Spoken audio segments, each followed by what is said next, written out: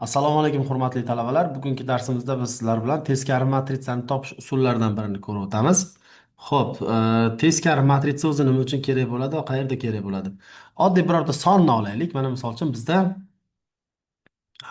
deylik bir k nolga teng bo'lmagan sonimiz bor. Mana shu k nolga teng bo'lmagan sonimiz uchun istalgan m soni uchun kx teng m ko'rinishidagi tenglamani yechimi x teng m taqsim k ko'rinishida yoki k minus 1 k teskari k ko'paytirilgan m ko'rinishida keladi. Bu yerda k minus 1 sonimiz k soni uchun teskari hisoblanadi. Teskari son hisoblanadi. Xuddi shunday matritsalar uchun ham teskari matritsani topsak bo'ladi. Faqat teskari matritsani topish usuli sal biroz boshqacharoq bo'ladi. Xo'p, keling teskari matritsani topish usullarini o'rganishimizdan oldin shart qo'yib olaylik. Birinchi navbatda teskari matritsa qaysi matritsalarda mavjud? Hamma matritsada mavjudmi? Yo'q. Matritsalar kvadrat bo'lishi shart. Kvadrat matritsa. Birinchi shartimiz matritsa kvadrat bo'lishi kerak ekan. Kvadrat bo'lmagan matritsada teskari matritsa topib bo'lmaydi. Ikkinchi shartimiz matritsaning determinanti nolga teng bo'lmasa. Agar matritsani determinanti nolga teng bo'lsa, u matritsa xos matritsa deyiladi va xos matritsamizda teskari matritsani topib bo'lmaydi. Agar matritsa determinanti xos emas bo'lsa, ya'ni nolga teng bo'lmasa, boshqa son bo'lsa, matritsamizdan teskari matritsa topsa bo'ladi. Demak, mana ikkita asosiy shart. Birinchisi kvadrat bo'lishi, ikkinchisi determinanti nolga teng bo'lmasligi. Mana shu agar ikkita shartni qanoatlantirsa matritsamiz, u matritsamiz uchun teskari matritsani topsak bo'ladi. Keling birdan misolga o'tamiz. Aytaylik bizda mana shunday ko'rinishdagi matritsa berilgan. Aytaylik bizda mana shunday ko'rinishdagi matritsamiz berilgan. Bu matritsamizdan teskarisini topishimiz uchun birinchi navbatda matritsamiz kvadrat tekshirdik, yaxshi. Ana endi matritsani determinantini tekshiramiz. Xo'p, determinantni topamiz. 1 minus 1 1 2 1 1 1 1 va 2. Xo'p, determinantni hisoblashimizni ikki xil usulini ko'rsatib o'tganman yuqoridagi videolarimizda. Bu uchburchaklar usuli va Sarius usuli. Men o'zimga uchburchaklar usuli qulayroq, shuning uchun uchburchaklar usulida tezgina hisoblab qo'yaman. Xo'p, 4 yo'q, uzr. 2 qo'shilgan 2 ayrilgan 1 ayrilgan 1 ayrilgan yana bitta 1 va qo'shilgan 4. Natijada determinantimiz 5 ga teng bo'lyapti. 5 esa biz bilamizki 0 ga teng emas. Ya'ni birinchi shartni ham qanoatlantirdi, ikkinchi shartni ham qanoatlantirdi. Ana endi keling qadamma-qadam teskari matritsani topishni ko'rib o'tamiz. Birinchi qadamimiz determinantni hisoblash edi. Buni qildik. Ikkinchi qadamimiz ana endi matritsani transponirlaymiz.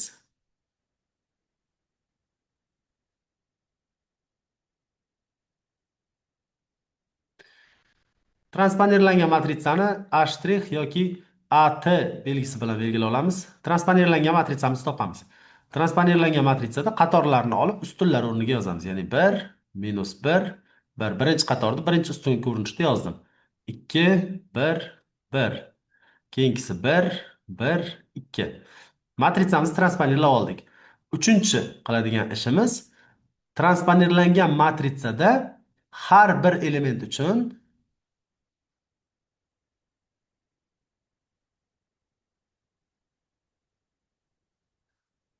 algebraik to'ldiruvchisini topamiz.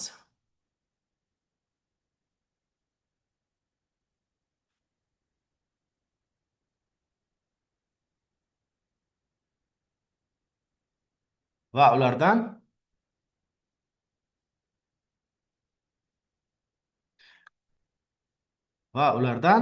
algebrik to'ldiruvchilarni topganimizdan biriktirilgan matritsa yasab olamiz.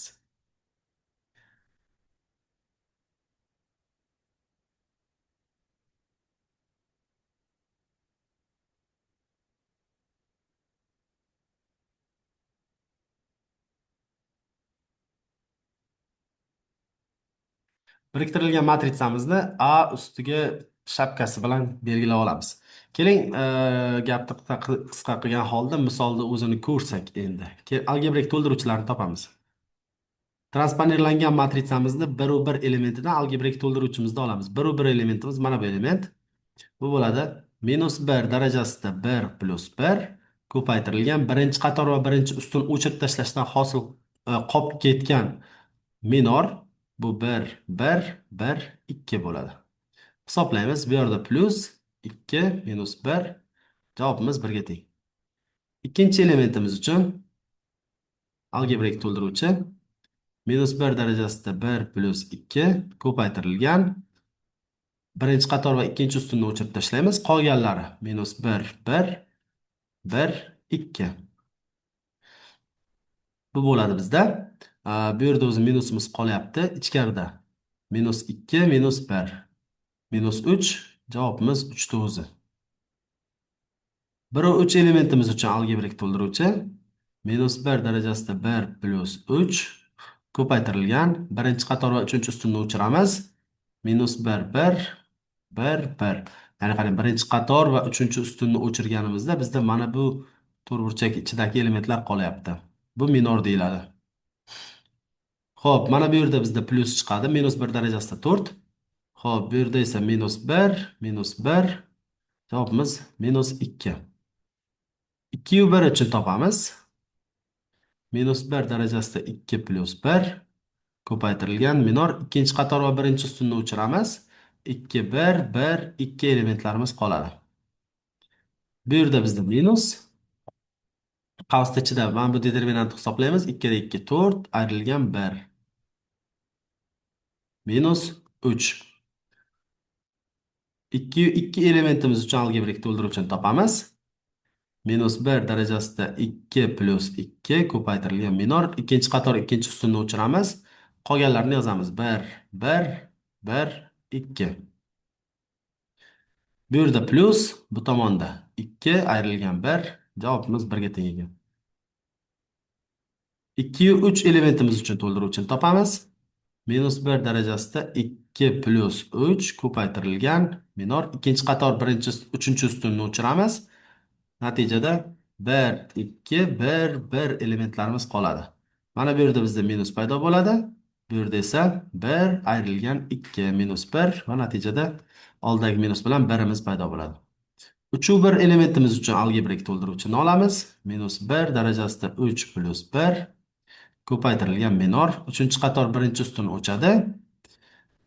2 1 1 1. Natijada bu yerda bizda plus 2 ayrilgan 1 javobimiz 1 ga teng. 3 u ikkinchi elementimiz uchun algebrik to'ldiruvchi 3 plus 2 ko'paytirilgan minor uchinchi qator ikkinchi ustun o'chadi. 1 minus 1 1 minus 1 va 1 1 elementlarimiz qoladi. Natijada mana bu yerda bizda minusni olamiz. Bu yoqda 1 qo'shuv 1. Javobimiz -2. Va oxirgi A3 ikkinchi elementimiz uchun algebrik to'ldiruvchini topamiz. 3 uchinchi element, uzr. 3 3 3 plus 3 ko'paytirilgan uchinchi qator uchinchi ustun o'chdi. Qolyapti bizda 1 2 minus 1 va 1. Natijada bu yerda plus 1 qo'shuv 2 javobimiz 3 bo'lar ekan. Xo'p, har bitta elementimiz uchun algebrik to'ldiruvchini topib oldik. Ana endi mana shu algebrik to'ldiruvchilarimizdan bitta matritsa yasab olamiz. Matritsamizdagi elementlar mana shu ostidagi elementlardan kelib chiqaveradi. Bu matritsamizni biriktirilgan matritsa deb ataymiz. Ya'ni A shapkalik biriktirilgan matritsamiz teng 1 1 elementimiz minus 1 1 2 elementimiz 3 1 3 elementimiz minus 2 2 1 elementimiz minus 3 2 2 elementimiz 1 va 2 3 elementimiz 1 3 1 1 minus 2 va 3. Mana shunday elementlarimizni tashkil topibdi. Xo'p, Uchinchi shartni bajardik. To'rtinchi shart. Ana endi teskarisini topamiz. Teskari matritsani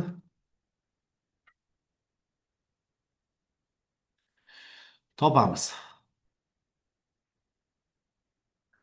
Ha, biz formulasini aytmadik aytganda teskari matritsa uchun. Teskari matritsa uchun formula A minus 1 teng 1 taqsim determinant A ko'paytirilgan biriktirilgan matritsaga. Topadigan bo'lsak, teskari matritsamiz teng 1 taqsim determinantimiz bizda 5 chiqqanda 1 taqsim 5 ko'paytiramiz. Minus 1 3 minus 2 minus 3 1 1 1 minus 2 3. Mana shu matritsamizni har bitta elementiga ko'paytirib chiqamiz 1 taqsim 5 ni. Natijada minus 1 taqsim 5 3 taqsim 5 minus 2 taqsim 5